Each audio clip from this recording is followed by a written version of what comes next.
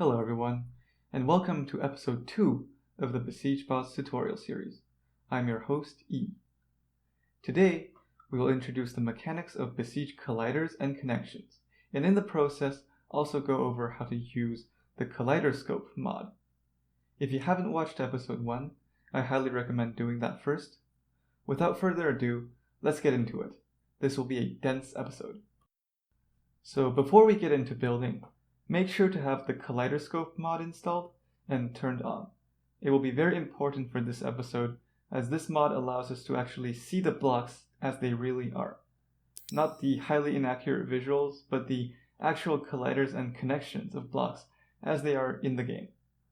Now let's get into the build mode, and you will see the new menu on the top right corner. This is the menu to control the Colliderscope settings. You can open this drop-down and you will see all the different colliders it can show. For this video and for building in general, it's best to have them all turned on, since this will allow you to see all the colliders and connectors of all types of blocks. However, if we place down a few blocks right now, we still don't see anything. This is where we have to adjust the main view settings for Colliderscope, which are these 4 large buttons. The first one, and the one we are in right now, has all the collider visuals turned off. The second one is where you can start seeing all the stuff, but the block visuals still take priority. The third one then places the collider view in priority in front of the block visuals, and the fourth one has the block visuals completely disabled. I personally like the second one for building because it allows you to recognize blocks easily, and it's also easier on the eyes, while I like the fourth one for building things with very high precision and for debugging when things are not connecting the way they should be. Talking about debugging, there's another very powerful tool that comes with Colliderscope that really helps with that, and it is the Joints viewer. You can turn it on over here with this button, which has a chain icon, and what this does is when blocks are connected after spawning in, it shows a line from one block to another that represents the connection joint. So if you want to check whether something is connecting or not, or if something is connecting to the right block or not, this is very useful. You can see I have 2 blocks and they are connected. There's a green line going from one block to the other. But if they are too far apart like this and don't connect, there is no line when you spawn in. Alright, with all the mod stuff sorted, let's actually get into how Besiege connections work. In general, Besiege blocks are made of 2 main things, a solid component and a connector component. The solid is exactly what it says. It's the actual solid collision on the block that gives it its volume and its mass. Basically, it makes it an actual thing. And you can see on the block colliders, the solids are what make up the shape of the actual blocks. There's 2 types of solids in Besiege. The blue one, which is called a C solid, and the purple one, which is called an N solid. We will talk more about the differences later. There's also these green objects. Those are called add points, and while they are not solids and do not have a collider, they can be connected to just like a solid. That is the solid component. Now we can talk about the connectors. This is always a sphere, and generally red or orange and sticking out the sides of blocks. Red means that it's a primary connector, and orange means it's a secondary connector. More on what that actually does later. A block always has a primary connector, and sometimes have a secondary connector, depending on what type of block. Usually, secondary connectors are on the other side of the block. So, for blocks like wood blocks, you can see one connector on one side and one connector on the other side. There is also the grabber block, which has a primary connector and then a blue connector called an environmental connector, which follows a completely different set of rules. So now we know connectors and solids make up blocks. But how does the connection itself actually work? This is where we get to what I like to call the first law of Besiege connections, and that is a primary or secondary block connection can only happen when the sphere of a connector touches a C-solid or add point. This is where we get to the differences between C and N solids. If a primary or secondary connector is touching an N solid and you spawn in, nothing happens. But if they are touching a C solid or add point and you spawn in, they will connect. Interestingly, connections in Besiege are only created after spawning in, being generated from the game checking which connectors are overlapping which solids. It's quite different from some other sandbox games. I used to play a lot of Kerbal Space Program, and in that game, the connection was defined first and then the position. So you can connect stuff in the build menu and then move the two connected blocks very far apart and spawn in and they will still be connected. In Besiege, this is not the case. The connections are computed only after spawning in, and a connection from a primary or secondary connector would only happen if the connectors are touching an add point or C-solid. We can do a quick demo here and have a woodblock connect two parallel logs together. Obviously, you can just place down the blocks and the positions they are in do guarantee a connection, but this is not the only place they will connect, because as long as the woodblock connectors are touching the log C-solid, it will connect. So we can move these blocks around and do a whole bunch of things. For example, if you want the blocks to reach further, you can move the blocks apart until the connector barely touches the solid, since as long as it is touching, it will connect. You can even angle the log and then get even more distance out of it. On the flip side, you can also compress connections. We can actually move the log closer into the woodblocks. You can see the solids of the two actually clip into each other, but that's actually fine, as long as things are connected. This is where we get to what I like to call the second law of Besiege connections, which is that blocks connected to each other with primary or secondary connections ignore each other's colliders as long as the connection remains. If the connection breaks, then they will stop ignoring each other.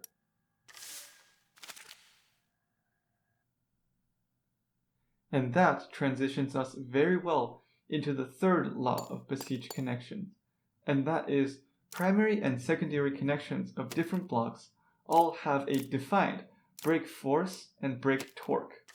If a force or torque exerted on the connection exceeds the break force or break torque of the connection will break apart, and the blocks will no longer be connected. Different blocks have a different value. Some blocks, one of their connections could have an infinite break force and torque. We'll go over what each block is like in more detail next episode, but if you want to take a look right now, we also have a block information spreadsheet pinned in the help channel on Discord, but it is slightly outdated. In short, Besiege connections function similarly to real-life welded or glued joints, where if a force exceeds the holding ability of the joint, it breaks. And this is where Besiege Bots really shines as a combat robotics simulator. There's a lot of real structural engineering put into the design of bots, thinking about how load travels through the structure and how to get the most strength out of blocks through designing clever structures. This simply cannot be done in games where structures are represented by large rigid body objects. The fourth main rule that primary and secondary connections abide by is that one connection can only connect to one block.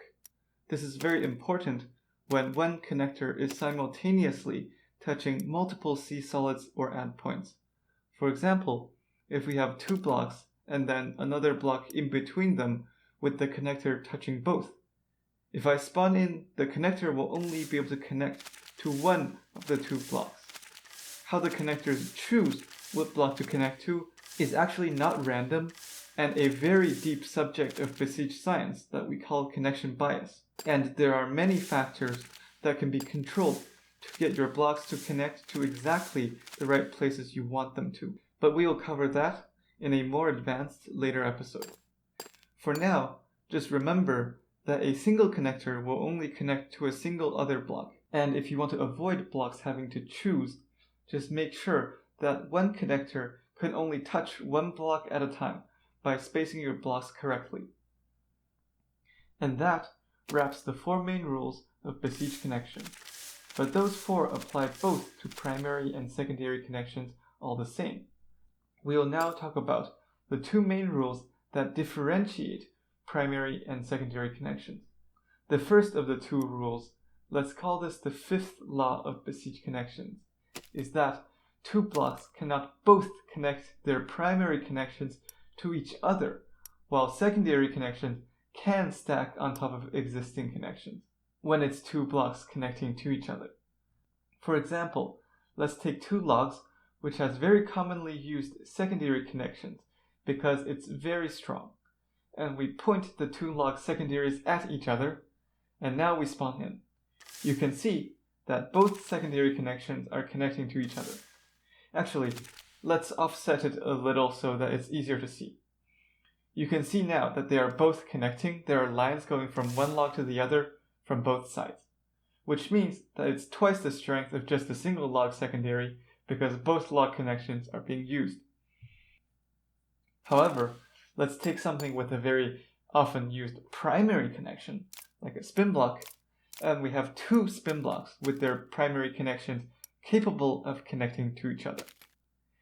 And now we spawn in. You can see no matter how we offset things, there's only going to be one single connection at any time. There is also a pattern to the game choosing which one connects and which one does not. This one is more simple, so I can explain it right here. Basically, the block placed earlier will be the one that connects. So for example, you have a wood block connecting to the primary side of a log in a situation where both the log primary and the woodblock primary could connect. But you want to use the woodblock connection because it's stronger. However, because I placed down the log first, if I spawn in right now, it would be the weak log primary connecting. You can see right here. We need to make sure the log is placed after the woodblock, and there's an easy way to do that. You just need to delete the log and undo the deletion. This will effectively make the log the most recently placed block, and now you can see the strong woodblock primary connection has the priority to connect. The last rule when it comes to primary versus secondary connections, and the 6th overall rule for Besiege connections in general, is that primary connectors touching a secondary connector will make the secondary connector disappear. You can see right here, we have a primary and secondary connector very close, but they are not touching. And then, when I move them closer so they are touching, the secondary connection has now disappeared. This is very important when you are chaining secondary connections, for example, like logs. You want to use the secondary connection because it is strong, but you don't want to use the primary connection because it is very weak. If you just chain them by placing them down one after another, it will be very, very weak. The strong secondary connections won't work because you can see here that the primaries have killed all the secondaries. So it's the primary connections holding it all together. What you can do, however, is to offset them so the primary connectors never touch the secondary connectors. So the secondary connector is used, and in this configuration, the connections are very strong. And that is all the rules we will talk about today regarding connections in Besiege. Please give yourself a pat on the back if you made it all the way through. It was a rather dense episode. A few of you may have remembered I did mention grabber blocks and their environmental connections, and how those don't work exactly like the primary and secondary connections we talked about earlier. We will talk about those next episode, when we go over specifics about every single block in Besiege as related to Besiege bots. It has been a pleasure. Thank you for watching.